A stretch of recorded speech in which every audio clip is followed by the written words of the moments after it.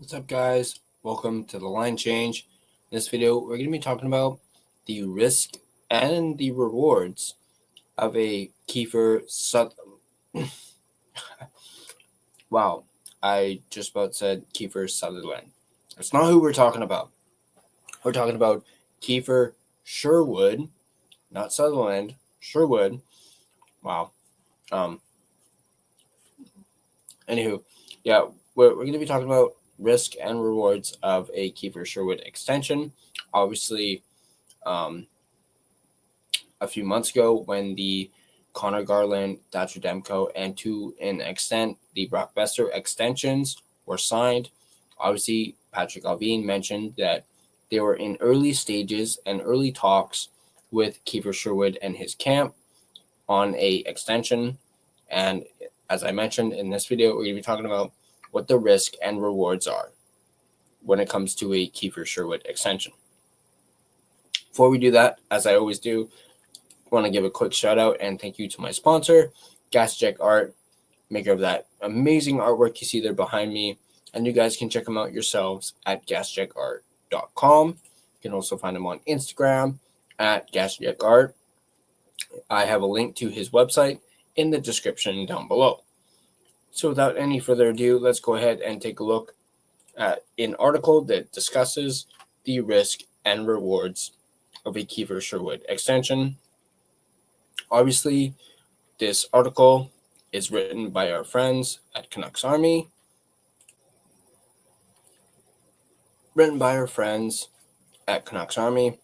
And this article in particular is written by Stefan Roget.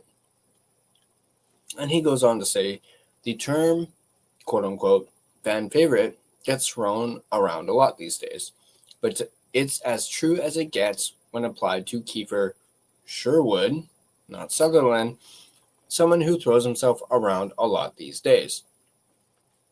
Few free agent signings have arrived in Vancouver and made the same immediate impact as Sherwood did in 2024-25. And if we're talking dollar value, then it's probably fair to say that no one has ever delivered such blatant bang for buck as did Sherwood at his $1.5 million cap hit. He posted career highs across the board with 78 games played, 19 goals, 21 assists, and 40 points. He also broke the single-season record for hits with 462, an absolutely preposterous number that was 156 hits ahead of the player in second place. Realistically, there wasn't anything more the Vancouver Canucks could have asked of Sherwood last season. And the best thing about it all, that contract he signed in the summer of 2024 was for 2 seasons, meaning the Canucks are going to get another year out of him at that same $1.5 million rate. But what about beyond that? Sherwood became eligible for a contract extension as of July 1st, 2025. That was the exact same point that Connor Garland and Thatcher Demko became eligible for their own extensions, and they signed on that day, but not Sherwood. Why not? Probably because any contract extension for him at this exact moment in time carries with it a high amount of risk and reward. Were the Canucks to enter into negotiations with Sherwood now, they'd be basing a lot of the talks on his most recent season. Those aren't exactly quote-unquote team-friendly talks. Sherwood had an amazing campaign that were he to have hit free agency this year instead, would have made him one of the most highly sought-after UFAs on the market. But how likely is it that Sherwood repeats such a season in consecutive years? It's a tougher call than it is with most. On the one hand, Sherwood broke out into 40 points after topping out with 27 the year before, and he did so with a 13.5 shooting percentage, which is more than 3 percentage points higher than his previous high. All this in the year he turned 30. That has all the markings of a one-time breakout or an anomalous season of production. It wouldn't be at all surprising for Sherwood's number to take a step back in 2025-26, nor would it be particularly surprising if he were to have a less fortunate run of health. Few players in this league put their body on the line more than Sherwood does, and it was fairly lucky for him to only miss 4 games last year in total. Any injury this year will seriously hamper his ability to replicate his numbers. So one can imagine what GM Patrick Allvin and company might be thinking. Sign Sherwood to an extension now, and you're paying for what is very likely the single best season of work in his career. Wait for a step back in 25-26. They'd instead be negotiating based on an average of 2 seasons in Vancouver.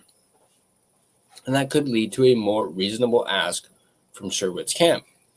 That's only the reward side of the risk/reward equation. And there's plenty of risks to consider too. Was the 2024-25 a breakout campaign for Sherwood? There's no doubt about that. But when it comes to predicting his sustainability, we must admit that Sherwood is anything but a typical case. He only arrived full-time in the NHL as of 2023-24. His past 24-25 campaign with the Canucks was the first time he'd ever been deployed with any regularity above the 4th line. On the one hand, it might look like Sherwood's play took a massive step forward this season, but on the other hand, maybe he's had this ability in him all along and was just waiting for the opportunity to show it. In a sense, that's kind of exactly his story with the Canucks. They saw him playing guts out against them in the 2024 playoffs for Nashville, and they signed him while presumably asking, hey, could you do that for a whole regular season? And then against all odds, it turned out that he could. So perhaps the step back in production and quality of play is not as guaranteed as they might be with a player with a longer track record. But then what happens if Sherwood repeats or even comes close to repeating his success in 2025-26 and the Canucks still don't have him under contract?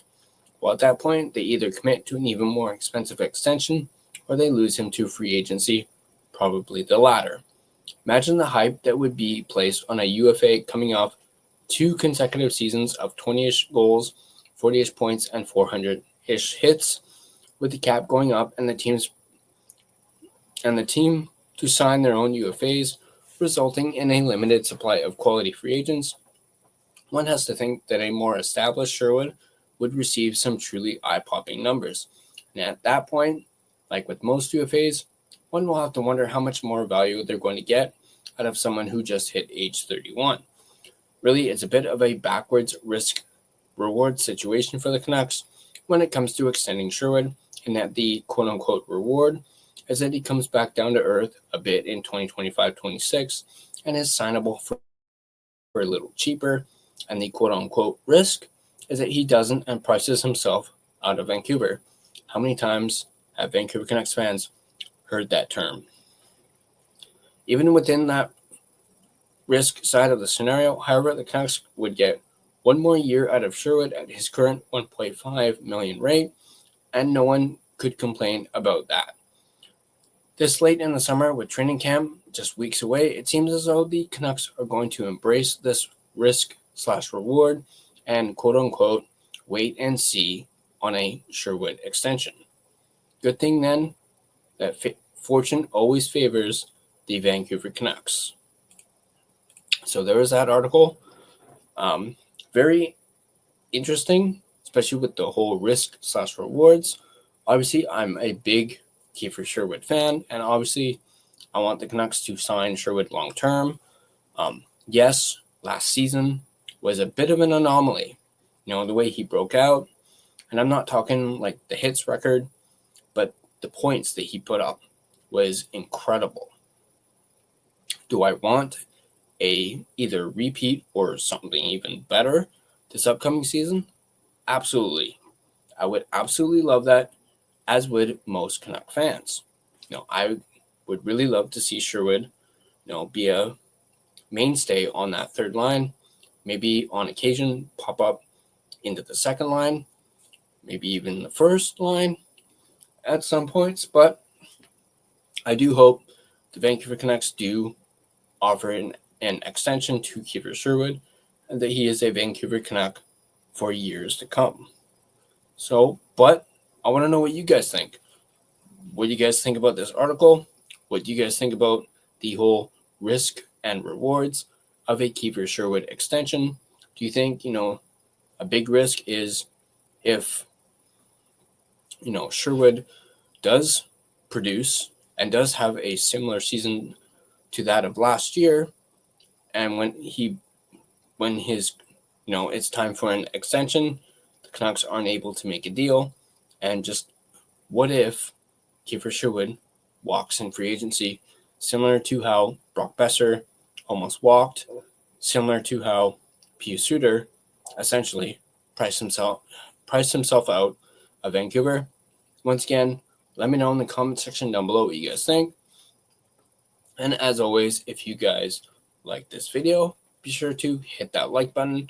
And if you want to stay up to date on all your Vancouver Canucks content, be sure to smash that subscribe button and turn on your notifications so you don't miss a single video. You can find us on social media, as you can see on the screen there. You can find us on Facebook, Instagram, X, as well as TikTok. Facebook, just search The Line Change to find our Facebook page. Instagram, @The Line Change. X, @Line Change Van. TikTok, @The TLC Podcast. One you can't see on there is Blue Sky. Yes, The Line Change is on Blue Sky now, @The Line Change. And feel free to give us a follow on not only Blue Sky, but all of our social media platforms. If you prefer an audio version of this podcast, you can find us on both Spotify and Apple Podcasts. On Spotify, feel free to give us a follow, as well as rate and review us. It is, of course, greatly appreciated and really helps out the podcast.